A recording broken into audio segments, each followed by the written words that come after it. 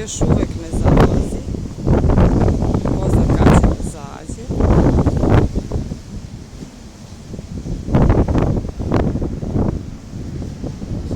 I mi na palubi uživamo.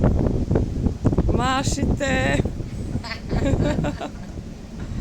Mašite! Bye bye Helsinki.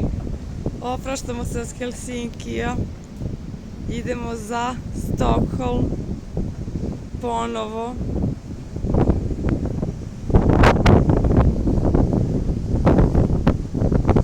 Naš mali brod.